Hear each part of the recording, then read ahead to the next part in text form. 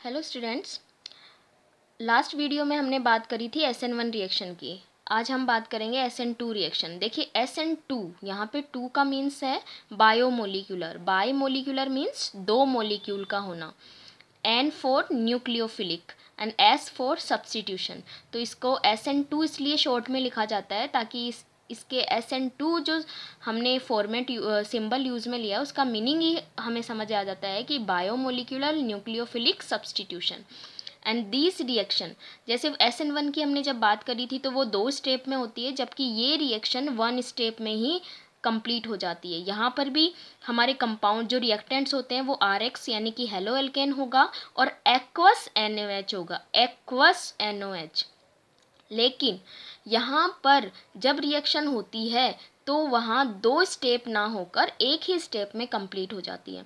अब वहाँ हमने SN1 में बात की थी कि वहाँ पे पॉजिटिव एंड नेगेटिव आयन बनते हैं, यानी कार्बोकेटाइन और क्लोराइड आयन बनता है फर्स्ट स्टेप में, जबकि यहाँ पर क्या बनती है, ट्रांजिशन स्टेट।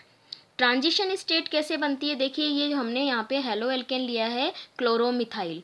तो क्लोरोमिथाइल को मैंने, जब हम क्लोरोमिथाइल का C और Cl बॉन्ड टूटता है यानी कार्बन और क्लोरीन के बीच का बॉन्ड टूटता है, तो साथ साथ में उसी वक्त पीछे से OH माइनस जो कि न्यूक्लियोफाइल है, OH माइनस पीछे की तरफ से अटैक करता है। क्योंकि वो इस साइड से क्लोरीन की तरफ से अटैक क्यों नहीं करता है, क्योंकि क्लोरीन और OH दोनों पर ही नेगेटिव चार्ज होता है। ओके, तो नेगेटिव चार्ज क्योंकि सेम चार्ज ये कैरी करेंगे, इसलिए क्लोरीन की तरफ OH अटैक नहीं करके उसके जस्ट अपोजिट साइड में या बैक साइड से अटैक करता है। तो ये C और Cl के बीच का बॉन्ड टूटता है और धीरे धीरे कार्बन और OH ग्रुप के बीच में बॉन्ड बन रहा होता है। तो इस तरीके से एक ट्रांजिशन स्टेट आती है जो कि लीस्ट स्टेबल होती है और वो तुरंत ही हमारे प्रोडक्ट के अंदर कन्वर्ट हो जाती है और प्रोडक्ट क्या होगा, ROH। ठीक है, तो इस तरीके से SN2 रिएक्शन में क्या बनता है, ट्रांजिशन स्टेट बनती है। Next, factor affecting the SN1 reaction. उससे पहले हम बात करेंगे कि जो ये मैंने SN2 लिखा है यहाँ पे बायोमोलिक्यूलर, तो बायोमोलिक्यूलर क्यों लिखा है, क्योंकि यहाँ पर इस रिएक्शन की जो रेट ऑफ रिएक्शन है वो किस पे डिपेंड करती है, कौन कौन से रिएक्टेंट काम आए, एक तो हेलो एल्केन और बेस। क्योंकि ये फर्स्ट एक ही स्टेप में कंप्लीट हो जाती है, तो एक ही स्टेप में कंप्लीट होने की वजह से, और उस एक ही स्टेप में हमारे रिएक्टेंट कौन है, हेलो एल्केन और बेस। जबकि SN1 रिएक्शन में क्या था, बेस सेकेंड स्टेप में अटैक करता है और यहाँ पर दोनों साथ में ही काम आ जाते हैं। तो rate of reaction halo alkane और NOH दोनों की कंसंट्रेशन पे डिपेंड करता है और इसी वजह से इसका जो रेट ऑफ रिएक्शन है वो होगा R equal to K RX and base. Okay, तो इस वजह से देखिए दोनों रिएक्टेंट काम आ रहे हैं, इसलिए इसको बायोमोलिक्यूलर न्यूक्लियोफिलिक सब्स्टिट्यूशन रिएक्शन बोलते हैं। नेक्स्ट हम बात करते हैं factor affecting the SN2 reaction. और SN2 रिएक्शन में भी देखिए क्योंकि RI यानी कि RX बॉन्ड टूटता है, कार्बन और हेलोजन बॉन्ड टूटता है, तो वही बॉन्ड सबसे तेजी से टूटेगा जिसकी बॉन्ड लेंथ ज़्यादा होगी। तो सेम वो का वो ही यहाँ पे ऑर्डर रहेगा, RI में तेज़ी से होगी SN2 रिएक्शन, फिर उससे धीरे RBr में होगी, फिर उससे धीरे RCl में, और सबसे स्लो SN2 रिएक्शन और SN1 रिएक्शन किस में होगी, RF में।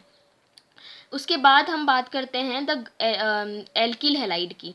तो देखिए यहाँ पर क्योंकि कोई कार्बोकेटाइन नहीं बनता है और ट्रांजिशन स्टेट बनती है, तो देखिए ट्रांजिशन स्टेट जब भी बनेगी तो 1 डिग्री में अच्छे से बन पाएगी। क्यों बन पाएगी 1 डिग्री एल्किल हैलाइड में, क्योंकि 3 डिग्री एल्किल हैलाइड में देखिए 1, 2 एंड 3 एल्काइल ग्रुप होते हैं और एल्काइल ग्रुप क्या होते हैं, बुल्की होते हैं। बुल्की मीन्स बड़े।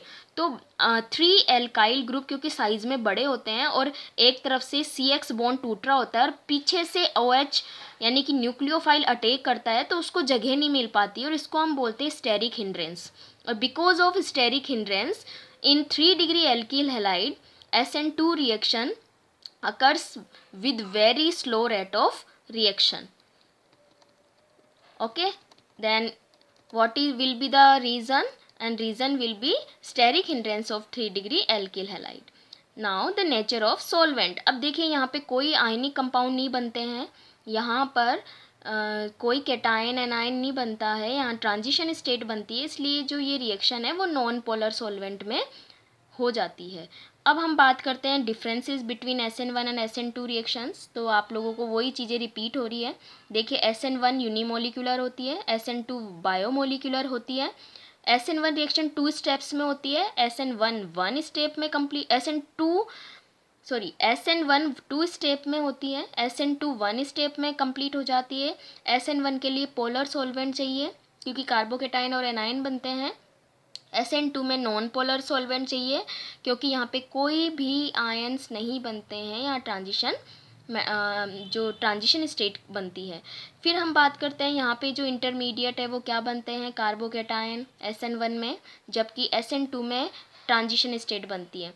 और SN1 जो है उसके होने का जो ऑर्डर होगा एल्किल हैलाइड में वो होगा ये 3 degree greater than 2 degree greater than 1 degree, जबकि यहाँ पे अपोजिट होता है। ओके, फिर है order of reaction. First order reaction होती है SN1 रिएक्शन क्योंकि इसकी रेट ऑफ रिएक्शन जो है वो केवल RH यानी हेलो एल्केन की कंसंट्रेशन पे डिपेंड करती है, जबकि SN2 reaction second order reaction होती है और क्योंकि इसकी जो रेट ऑफ रिएक्शन है वो हेलो एल्केन और बेस दोनों की कंसंट्रेशन पे डिपेंड करती है।